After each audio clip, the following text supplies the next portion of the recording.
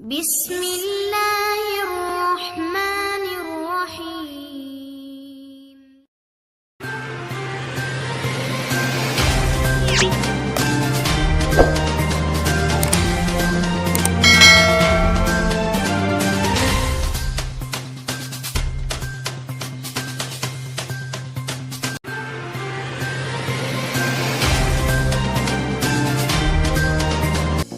अस्सलामुअलैकुम अज़ीज़ तलबात। Government associate college बराए ख़वातीन जेलम में साल अव्वल और साल सोम में नई दाखिला लेने वाली तलबात का मुतला किया जाता है कि जब रावलपिंडी बोर्ड से मैट्रिक और FA का रिज़ल्ट आएगा उसके 4 दिन बाद कॉलेज से फॉर्म लिए जाएंगे, लिहाजा रिज़ल्ट की तारीख का इंतज़ार करें।